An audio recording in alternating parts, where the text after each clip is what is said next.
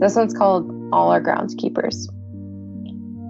When you dematerialized, I ached to catch a glimpse of your back.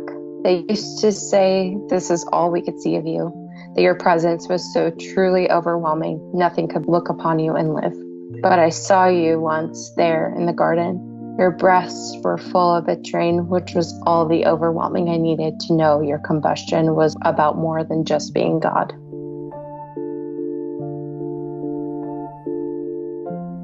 Welcome to the Magnificast, a podcast about Christianity and leftist politics. I am your rhyming couplet, Dean Detloff, complete with alliteration.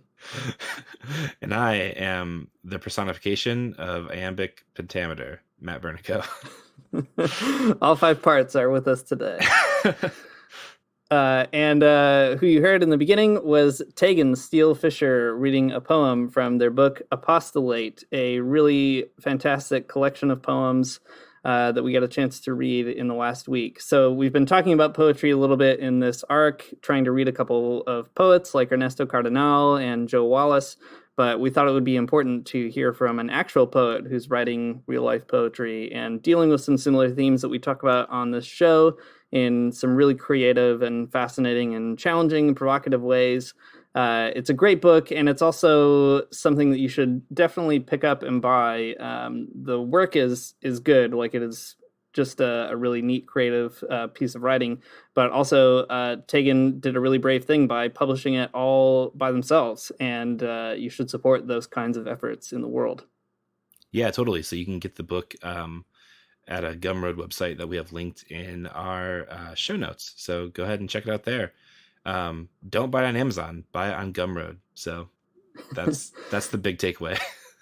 Yeah, and if you want a print copy, you can also order one at the email address that's listed in our show notes as well. So the Gumroad link will take you to a PDF, but you can get a print copy if you want. Cool. So let's go to Teagan. Thanks for coming on the show, Teagan. Whenever we have a guest author, we ask them to give a little bit of an elevator pitch for their book or their essay or whatever. And the title of Apostolate or Apostate, I guess we'll ask you to say a little bit more about that in a minute, is already really interesting. Could you tell us a little bit about what the book is about and, you know, what made you write it? What are you trying to explore with it? And yeah, how do you even pronounce the title of it? I pronounce it apostolate. So yeah, it's sort of a mashup of the word apostate and apostle, as listeners may have already guessed. But yeah, I wrote it. It's a series of poems or anti-poems that were written as a space for political and spiritual meditation for both myself and other people. And I did primarily write this for myself, so I'm just going to put that out there from the get-go. But it is a loosely poetic work. I did study theology in undergrad, so I have a little bit of a background in theology, but I don't necessarily want it to be understood as theopoetics proper. So it does deal with theological concepts, but poetry is the medium for meditating on those things. And the book itself is concerning itself with particular manifestations of Christofascism, specifically as they're understood through a child or children, in my own experience largely. And then it's also written kind of out of my own struggle of consciously leaving Protestant Christianity. So in a lot of ways, it deals with my psychological or material reasons for apostatizing, as well as some of the patterns I have seen in other apostates that I know. And it's titled Apostolate because I wanted to juxtapose the figure of the apostle and the apostate, and maybe suggest that at some points in history, they've been a lot closer than perhaps some people would like to think.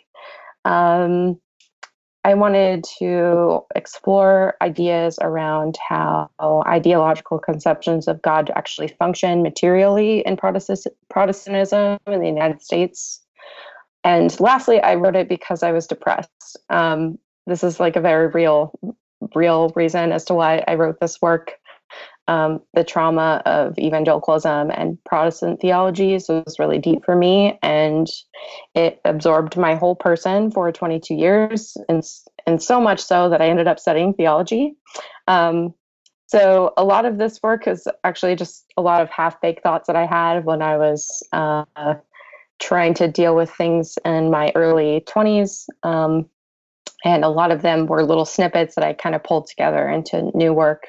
And some of it is newer work that is a little bit more indicative of where I'd like to head with my poetry specifically. But yeah, I wrote it because I wanted to share it with my friends who have also been through religious trauma, and because I wanted to kind of get this stuff out of me so I could move on to hopefully some different work. Dang, that is very neat. Thanks. I like the word neat. Yeah.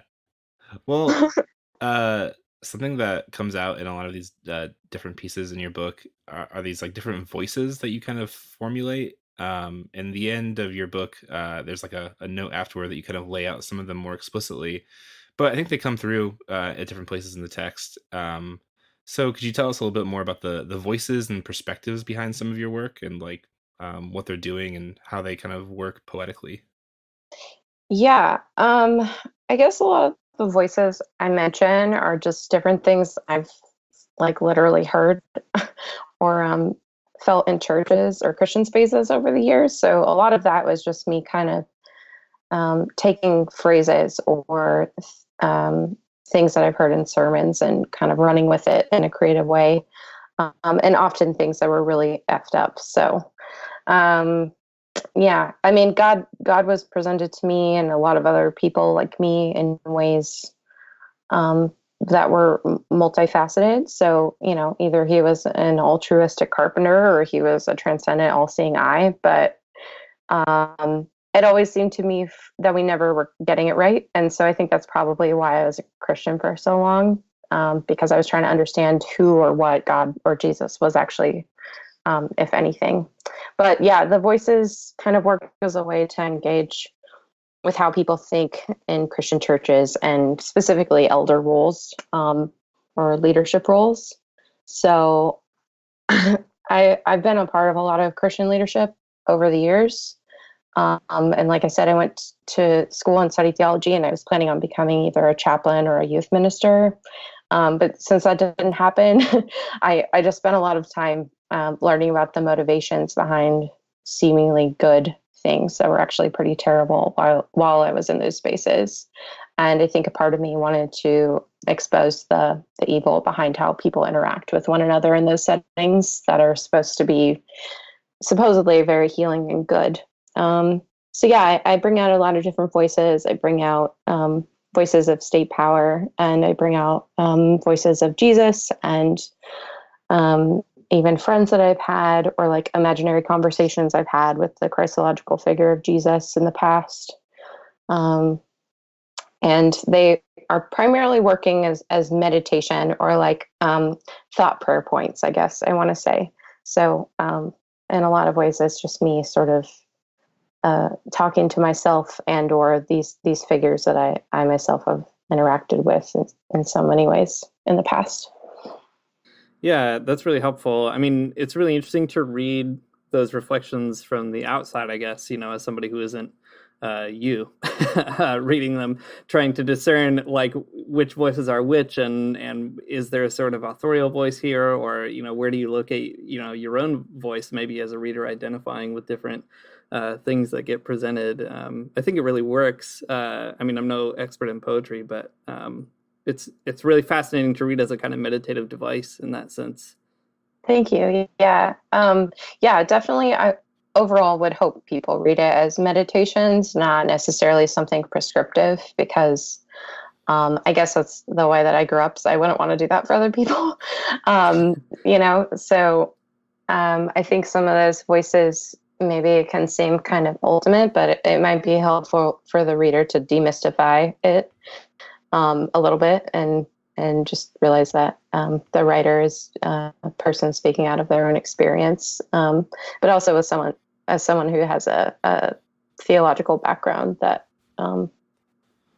has thought through a lot of things philosophically and socially in regards to Christianity specifically.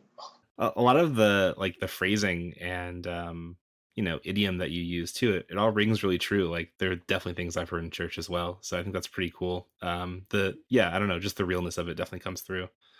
Um, well, one of them that you noted particularly in the author's note is the voice of the oppressor. You kind of describe it as an angry and power-hungry God linked with state power. That's a pretty powerful mashup of ideas and figures, and definitely one that Christians ought to think about a lot. So I guess, where does that come from? How did you develop that voice particularly? Are there like specific life examples or theological like positions, or how did this juxtaposition of God and like state sort of come together for you? Yeah. I read that. Yeah, I was reading through that question and I was like, oh, yeah, of course they would pick up on that. So I I guess I want to say that I'm not trying to say something definitive in some sort of ultimate theological sense. I'm trying to describe or meditate on different kinds of relationships that are operative in order to create a space for poetic meditation, specifically concerning the relationship between Christianity and the state. And I could go into my own political theology if there isn't even is such a thing, but for the purpose of this work, I left a lot of things open for readers to reflect on. So the part that you're mentioning in the author's note, I wanted to make it clear that regardless of people's ideas about the quote real God, the materially functioning God actually supports a lot of state violence. And I guess in terms of like an angry God, I'm thinking of resentment and punishment. And you're right that power hungry is a strong term. But since I'm not a Christian, I think of God figures in Christianity at this point in human history as functionally being justification for a lot of state violence, especially violence against Christianity's others. And one of the things I've been developing in my own work is understanding how Christianity at large might be responsible for the Holocaust, and as well as acts of anti-Semitism globally, and particular how forms of anti-Semitism might be parallel to anti-queerness and anti-blackness. And I guess it's important to say that I'm pretty strongly influenced by Dorothy Sewell and her thoughts around Christofascism. So that's where a lot of where that has come from as well. And I don't think that there's a way around acknowledging Christianity's and dealing with Christianity's relationship to global capitalism and colonization and imperialism at this point in history. So I wanted to play around with why that might be so. And I'm really just trying to make sense of the problem. There's no like ulterior motive other than that. Like I really I'm trying to understand my own physical and spiritual location in relationship to human history. And I think that Christianity has a lot of really compelling political and aesthetic imagery, such as in liberation theology. So in the recent past, I've been trying to make sense of how liberation theology can come out of such a totalizing force that has had really terrible ramifications through human history, like genocide and witch hunts and all that kind of stuff.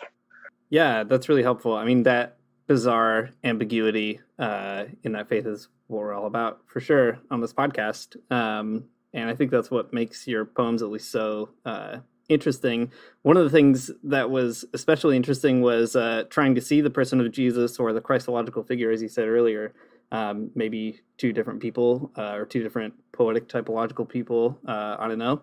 But seeing them show up in different poems was really fascinating, especially in light of, that strange role of Christianity as an oppressive force. Could you maybe talk a little bit about how Jesus shows up in these poems? I don't mean to like suggest that Jesus is the ultimate secret reason by any stretch, but it's just sort of like interesting to see that figure show up in this really complicated kind of web of relationships that you explore. Yeah. Yeah. I was really just trying to, so part of my background is in evangelicalism, so I, in the past, have had my own relationship, so to speak, with the character of Jesus, my own character of Jesus, if you want to say it that way. And so I was bringing some elements of that relationship into parts of different poems, but I was also trying to just humanize Jesus, but in like a satirical way. So I guess to some that might be seen as kind of profane, but I think it's actually more profane the ways in which Jesus's are used globally and what that does not only to the human person but to politics. So my work with Jesus is kind of working through a lowercase d dialectic of Jesus as a fellow sufferer who understands, but also Jesus is an image of domination throughout human history. And I don't think that people need to endure their suffering. And I guess I see Jesus as being used as a tool to justify people's suffering, especially women and people who have been enslaved or have had their country violently taken over by Christian colonizers. So I played with those two images quite a bit, the Jesus who understands and the Jesus who is used as justification for harm. I think that's a really cool dialectic to lay out. It makes for some like very provocative ideas, and I think it's, helpful for kind of mapping the ways that, just like you said, Christianity does play a part in global capitalism and also the colonization of the world historically. Well, maybe in light of all of that, would you read a poem for us? Sure, I will read a poem for you. This one is called "There Aren't Really Any Hills to Die On Anymore. Sorry, Jesus." If you cannot bear blood, then turn away from the blood and turn to the blood and away from the blood. Goddamn, become a body without blood, not bleeding. Dust only, sans air, sans water, sans sky. If you cannot bear blood, turn a back and not a cheek. Turn a whisper into a shout. Turn a song into elegy. Stop bothering us. Stop yelling so loud. Stop turning your songs into elegy. Start turning your water into wine. Stop mourning. God damn it, stop mourning. Fuck, I do not know what to do with all your fucking feelings. Get over yourself. Get over it. I mean it. Listen, we do not exist to help you out here. I see you don't have shoes, but I will put you in the river of healing. They say mud can do miracles. They say mud can give you new eyes. I will make you a mud pie. I make the best mud pies. Even with the larvae, they are the best. And you can eat with my pigs. You can eat from the river, but must bring me some trout. Eat the river, eat the water. Eat water, eat locusts, eat air.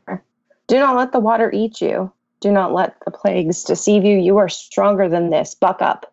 I know you need new muscles, but I do not have muscle to give. Only spirit, only flesh. It is corrupt, but I'll tell you what, it gets it done.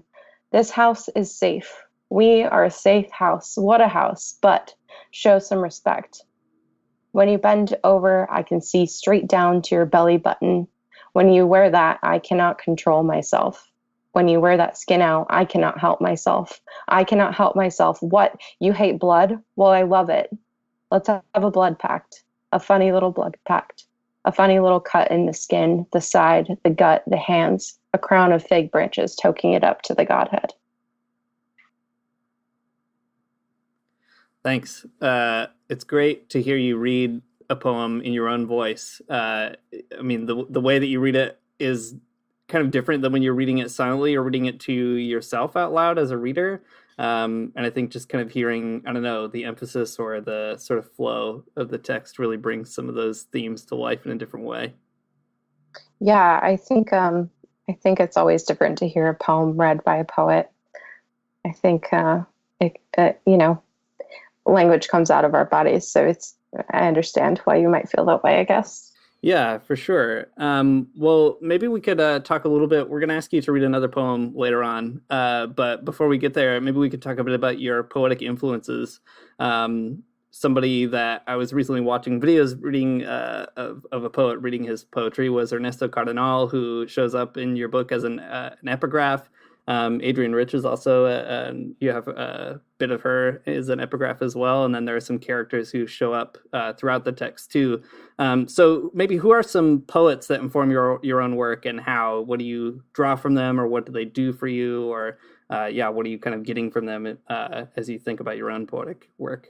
Yeah, I love Ernesto Cardenal. I'm just going to say that. I love him so very much. I really, really, really want to send him a letter. I'm probably going to try and do that sometime this summer. But I didn't actually find him until last spring, so I was already halfway through writing Apostolate. So I guess the first people that were influencing this work in particular let's see. First of all, it was Dorothy Sowell, which I know you know about. And she was the first person I found in undergraduate school who was doing, I guess, theopoetic work, and specifically theopoetic work that was trying to take responsibility for its tradition. And so she really deeply influenced me kind of at a younger age, because in all of her work, I was seeing her trying to take responsibility for her location as a German Protestant during the Holocaust. And I guess I saw a little bit of myself in that. And then, you picked up on Adrienne Rich because she's in my epigraph, but her work is a little bit more, I guess, she influences my form and my thoughts around poetics generally, more from a literary perspective. Although she is someone who grew up in a household that was influenced both by Christianity and by Judaism. And so she does have some tenets of thinking through religious and philosophical ideas. And she and Dorothy Sowell, I guess, together kind of complete my feminist influence on my work up to this date.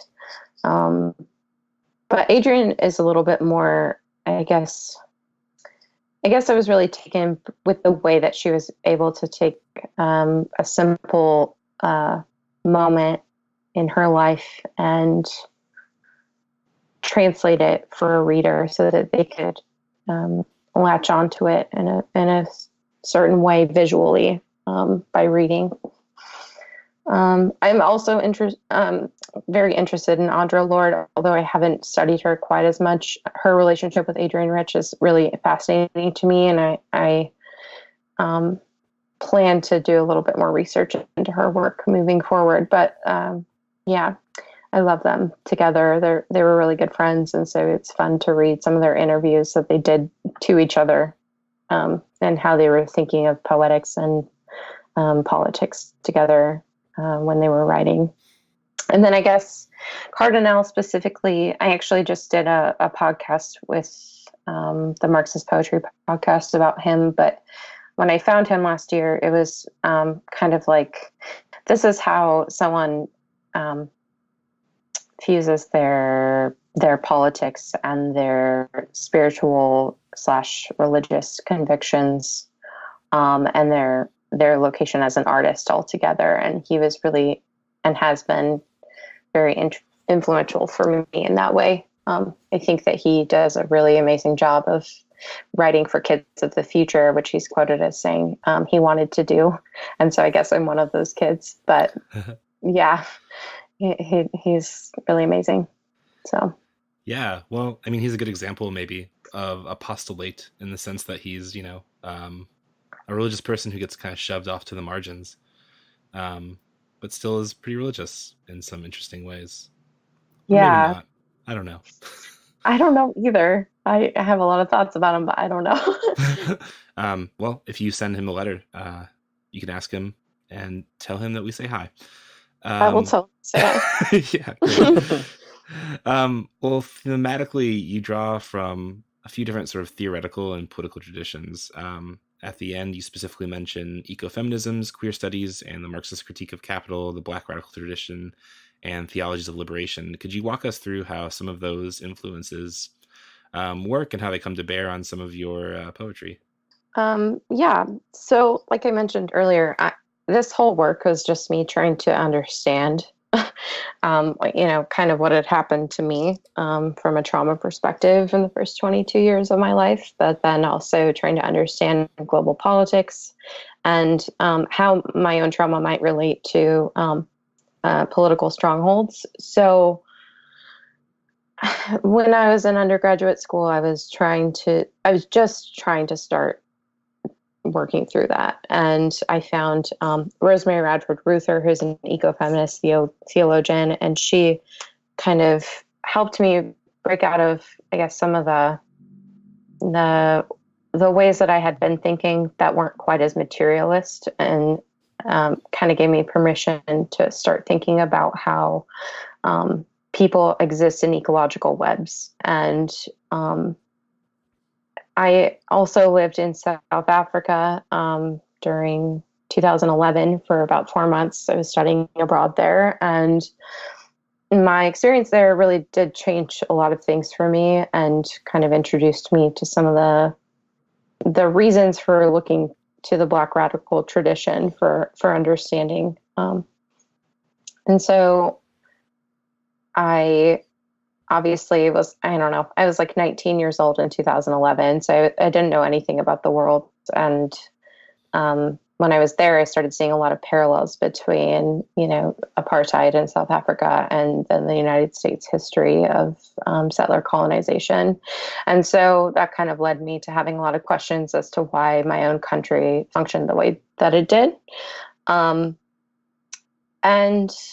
so I found myself reading, people like Angela Davis and some other abolitionists and James Baldwin and even James Cone and a couple other people that, started to shape my political consciousness about Black radicalism. And in addition to that, I guess as far as queer studies go, like I'm queer, and so that's just sort of a given for me. I started realizing I was queer about 4 years ago, so it's actually pretty recent, and I needed to work some of that out in relationship to how I'd been oppressed by Christianity to the point that I didn't know that about myself. So a lot of that comes out in Apostolate. And then with the Marxist critique of capital, my family is construction workers on my dad's side, and I've grown up around a lot of blue collar workers. And I've worked in the restaurant industry for 10 plus years. And so when I started realizing how I was being harmed in those spaces, I was becoming more conscious of it after I got married in 2015. And I was talking to my partner about it. And he was like, "You've read Marx, right?" And I was like, "Yeah, I've read Marx." And he's like, "You're talking about surplus value," because I was talking about wage theft. And I was like, "Oh, I guess I am." And so then I started going back and reading more Marx and realized that a lot of things that I had experienced had already been written about. Yeah. And then, in terms of theologies of liberation, I've said this other places, but liberation theology is the last thing that I interacted with in a confessional way before I apostatized. And so I guess it was maybe my last ditch effort to save myself and Christianity somehow. But I actually am still really interested in liberation theology and pretty strongly influenced by some liberation theologians still, even as I'm not confessional.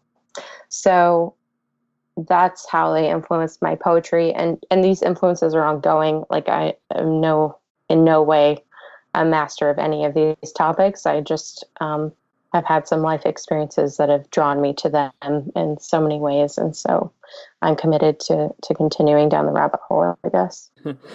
Yeah, thanks. I feel like I should say thanks in particular for dealing with all of our attempts to race to the end of your book, kind of to sort of force you to do. We're kind of making you do like an autopsy of this poetry in a way that might not be so fair. Yeah. Okay. Well, I'm glad it doesn't seem so bad. We're asking some. Okay, good. It feels so. I don't know. We're kind of like trying to explain to ourselves how poetry works. So I guess Matt and I both come from like a more, I don't know, prose influence background. I'll put it that way. Well, maybe to kind of get back into the form or poetry proper. You mentioned earlier that poetry functions as this really unique medium for you to explore all this stuff, and that's kind of interesting to us. We'll ask you more about that in a minute. But a couple weeks ago, we talked about Cardinal's poetic style, and he calls it exteriorismo. So for folks who haven't heard, it's a kind of documentary style of poetry that draws from different things in the poet's immediate surroundings, or advertisements or everyday life, and it's meant to be understood. That's how Cardinal says it anyway. Some of your poems seem to work with that kind of influence or that kind of style, and then other ones are doing something very different. very, I don't know, like a little bit more experimental or avant-garde. Do you have maybe a particular style of poetry that you like to work with? Are you borrowing from a number of styles? How does that side sort of play into these things that you're exploring? Yeah, I'm truthfully still trying to figure that out. So I guess I don't really see myself in the documentary style so much as Cardinal, because I think in his work he's definitely trying to like create for the reader specific film shots. Like when you read Zero Hour, for instance, I don't know if you've read that. I think it's probably the best work to start with in his, and he he kind of jumps from scene to scene and shot to shot, and he does these little descriptive moments where like the reader is able to kind of paint like a visual image in their head. So like when you read that, for me as someone who's never been to Nicaragua, I was like envisioning all these things about what Nicaragua might look like from his perspective. I don't necessarily see myself doing that kind of work, although I would like to in the future. I think that moreover, am doing like a particular kind of anti-poetry almost, which I didn't really set out to do, but I think it happened in a couple places where I'm breaking with form a lot. Like I do have a little bit of background in poetic form, but personally, I really hate it, and I know a lot of other poets that do as well. I just was dealing with like ideas, and then I was trying to create little scenes for people, or like bring them into my own imagination, I guess. Specifically in poems like the ones where I'm going back in time and talking with some biblical figures or something. I think that's something I'd like to play with more in the future, but I didn't get to do it quite as deeply as I wanted to in Apostolate. But in terms of some form, I was pretty influenced by Adrienne Rich's, she splits up a lot of her poems. So she does like Roman numeral 1, Roman numeral 2, etc., or like number 1, number 2, number 3, and she lines them all underneath each header. And that's something that I had been reading a lot of her work when I was editing this, so I think it came out a lot more than I probably anticipated, but I think it works for this because I was juxtaposing a couple different kinds of thoughts against each other to bring out hopefully a specific end in some way. So those are my thoughts around form. I don't really care about it, but I will learn about it as I move forward in poetry. I'm actually pretty new to publishing in general, so I've done more theoretical work, and I'm a visual artist. So I've always written poetry, but I've never done it publicly in this way, I guess. It's always just been for myself. And, in a lot of ways, this book was for myself too, but it was different because I actually published it. So. Well, that's really cool. The explanation of form and that you don't really care about it, or that you're drawing it from other folks who play with it in really particular ways, is helpful. Dean and I, like we've been saying, we're not even very familiar readers of poetry. And last week we did this episode about this really weird, sorry, that weird's probably the wrong word, a Canadian Christian communist poet who thought everything had to rhyme. So the lack of rhyme, the being more playful and interesting with form, I'm welcoming it so greatly right now. That's so interesting. Okay. Yeah, his name was Joe Wallace. He's a weird guy. I shouldn't just keep saying he's weird. That's probably mean. But whatever. I actually, sorry, I'm going to derail for a second. I No, go talked ahead. about the word weird with my therapist today, and I've told her I've learned to embrace it. So I feel like it can be an insult. But people can also feel like it's a good thing too. I don't know. Yeah, for sure. Well, maybe you can save me from the weird hole that I've dug myself into, and you could read another poem. Sure. I had a hard time picking poems, just so you know, but I'm gonna read the ones that I personally I really like. Okay, this one's called "What If There's No Forgiveness for Eating Surplus Value." The irony of debt is giving one's body over to earn that capital by which one can obtain food to sustain one's body. The irony of food is that extraction of my labor by which my food has been taken from me. The irony of that taking is that which sustains it is forgiveness. The irony of forgiveness is that to receive it, one must be in debt. One becomes indebted by borrowing or by stealing. So who must be in debt to whom? The irony of salvation is giving oneself over to obtain that grace by which one can be forgiven for being a body in order to become disembodied and thus saved. The irony of the bread of life is that extraction by which my breaded body becomes taken from me. The irony of that taking is that which sustains it is forgiveness. The irony of forgiveness is that to receive it, one must be in debt. One becomes indebted by borrowing or by stealing. So who must be saved from what? Thanks. I'm glad you read that one. I really keyed into that poem as well for a number of reasons. I mean, the Marxist political economy is great. Maybe I came for that, but I definitely stayed for the Christian political economy, if you want to put it that way. In the end, yeah. So that's fantastic. So I mentioned a moment ago I was going to ask you a question about poetry as a medium. So I guess I'm going to deliver on that now, on that debt. So why do you think poetry is an important or interesting or unique medium? Like, what's different about writing a poem about these themes, let's say about surplus value and, all the weird things that Christianity makes you think together, rather than saying that in like a theology paper or in a novel or a play or something? The first thing that came to mind when I was thinking through this was that poetry is the medium, and it's not really like a question of either or, like one is better in value or something. Like, poetry is a really useful way to think through our immediate sensory observations and to dream of a world that can be otherwise. And I guess it's not only like a way to dream, but it's kind of an impetus to act on our own confusions and our material realities.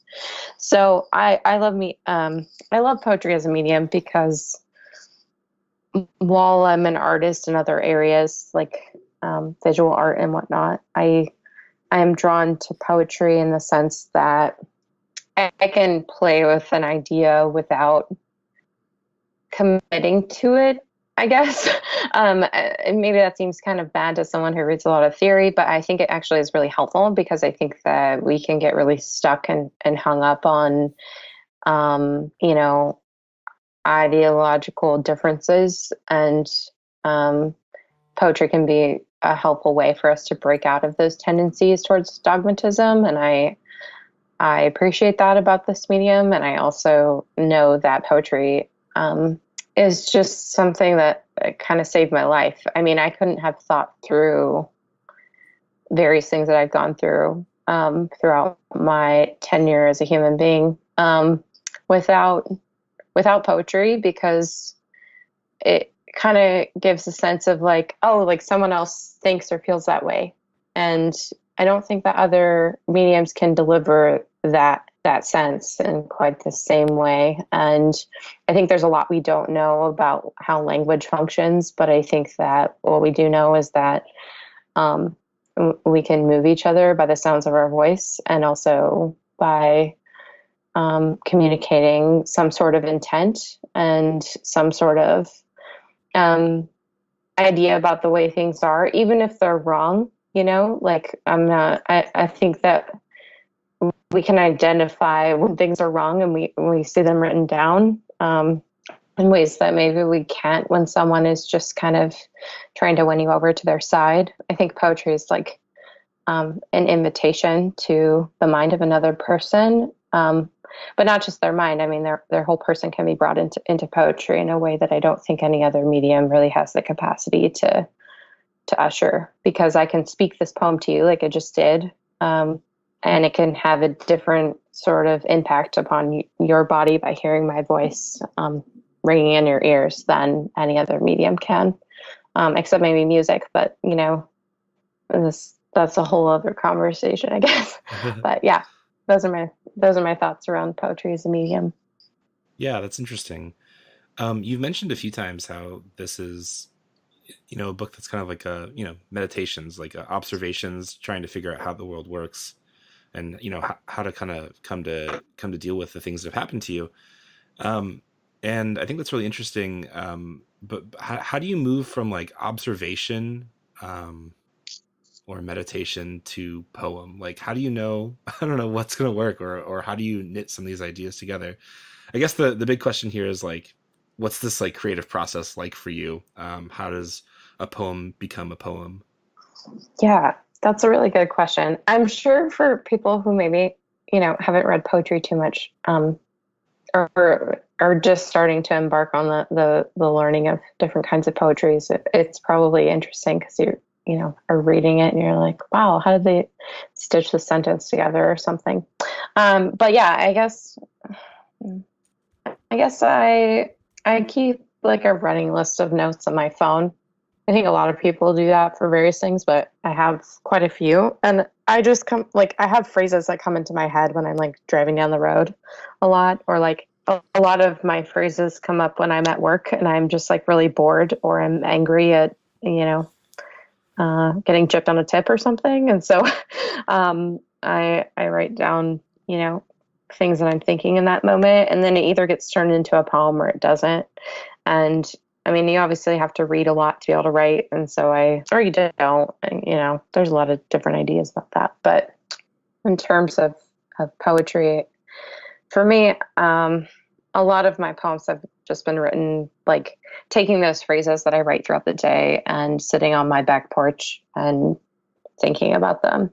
And I don't really have a process other than that. Like that's pretty much it. Like sometimes I'm just like going throughout my day, and then all of a sudden something will pop into my head and I know I have to write it down, and then I can decide if I want to develop it into something else or not. But for me, poetry is also a conversation with myself. And it's an ongoing one, which is why I write so much. And a lot of those things aren't publishable. But some of them maybe can be. So yeah, in terms of like revisioning, revisioning. Wow, I can't even speak. In terms of like revising or doing edits or something, like this book, Apostolate, was the only thing I've ever asked specifically for critical help on. So I actually hired an editor because I self-published. Her name is Maria Bowler. She's amazing. And she also studied theology and is a poet. So we kind of found each other randomly on Twitter. And she gave me like so much helpful feedback on different things that I had questions about in regards to my own work. And so she was invaluable in me completing this project. But before that, I haven't really gotten a ton of feedback on my work except in different English classes that I've had. And usually I just kind of read a poem, like now, because I live with my partner now. I like read a poem to him and I ask him what he thinks about it. And if it strikes something in him, then I know I should keep going with it. I don't always trust his judgment. Sometimes he thinks it's really good and I don't think it is. But yeah, I will read something aloud to someone else that I trust. And that way I can kind of figure out what I'm actually trying to say. And so that's another way that I start to edit. Because I can't just sit down and edit it like a paper. Like I've written plenty of papers in my life and I don't read those out loud to my friends. So with poetry, it's a little bit different. You can start to see what kind of words and images are maybe affecting other people and run with those. And that's how you know you're doing well, is when other people kind of pick up on it. Or if you yourself just like love whatever it is you're writing. Like there's plenty of poems I will never share with people that are just for me that I really love. So yeah, I'm always reading Matt my papers just to see how he lights up the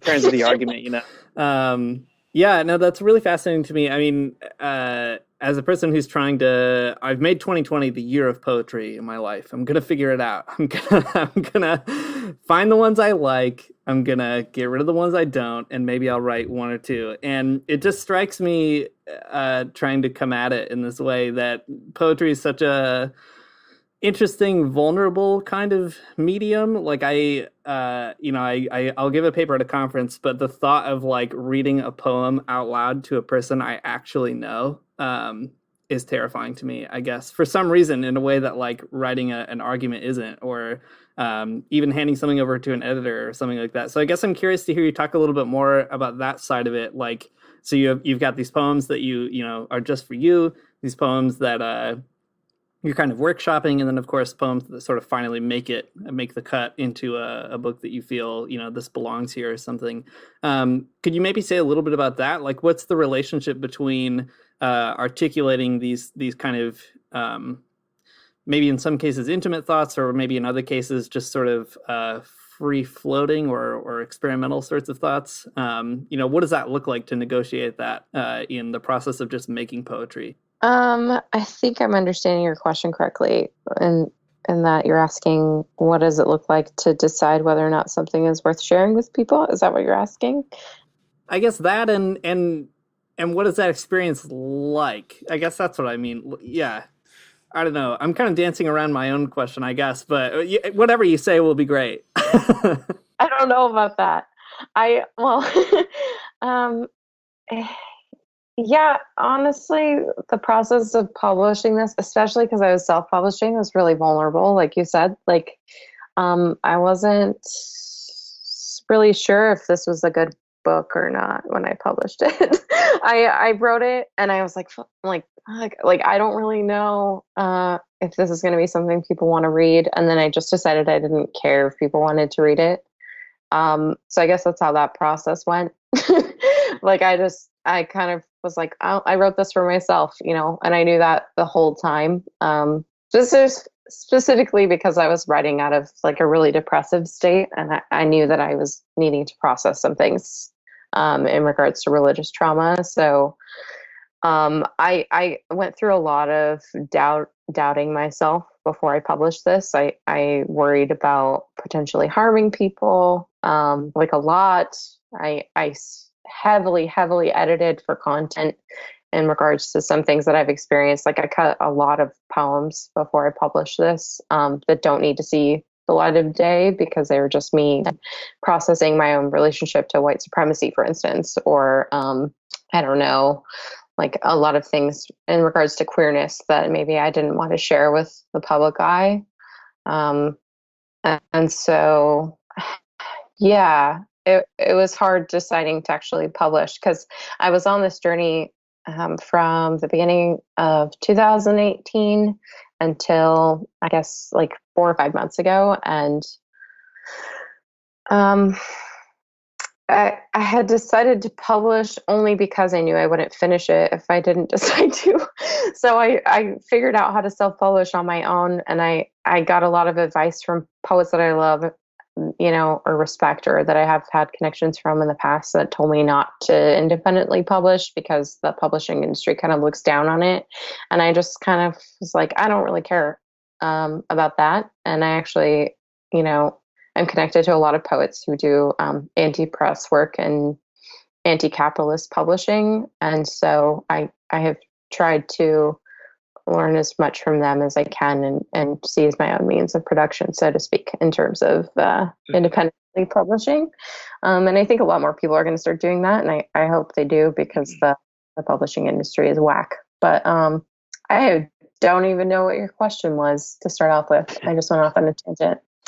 It's good. It's a good tangent. Good. Okay. Cool.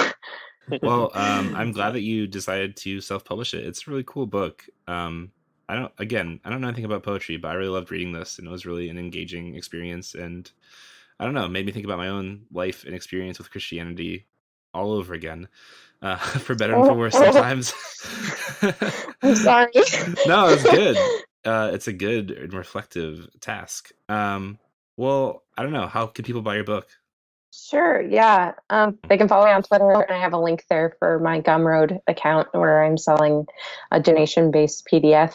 I just put that up because I wanted it to be accessible for people, and people shouldn't have to pay more for things than they want and or need to, especially art.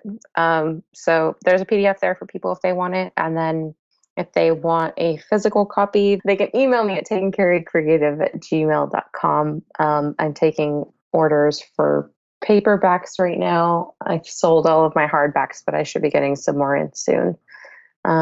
Otherwise, they're online other places, but I don't want people to give their money to Amazon. And I'm trying to figure out how to get my book off of Amazon. But my publisher just kind of threw it up there. So it's there for now, but please don't buy it on there. That's good. We won't. And neither will any of our listeners. Cool. Would you send us out, close off this episode with a poem from your book? Sure. That sounds great. Okay. This one is called Mama, I Left Because I Was Convicted. 1. Here's the thing about grief they do not tell you. You become mechanistic. Machinations of the mind grow circular, then convulse you into the bed. There are ways grief settles in as an unwanted house guest, making home in your desire to pull away even as you draw close. There is no winning, no catching the ghosts of you, no casting it out on inclement days, denying it a bed and a wet nurse. What happens when your wounds are bound up in time? Do you forfeit your life or grow soundless and endless like the bottom of a harrowing seascape? 2. You look best in graveyards, don't you? They ask quietly as I buy the flowers. I say, yes, I do. Come alive at the close with me. We're all waiting.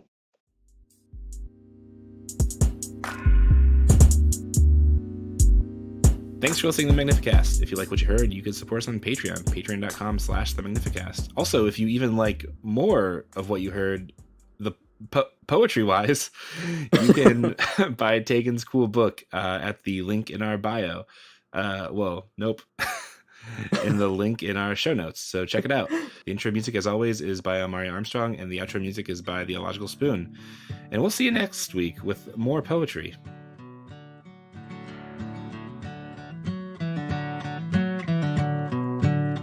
I don't wanna get up for church in the morning, souls alive. Heaven come to earth and there won't be no church. We'll meet down by the riverside. There we'll swim with all creation. Never get tired, never bored. Don't worry, someday there'll be no dam between us and our Lord.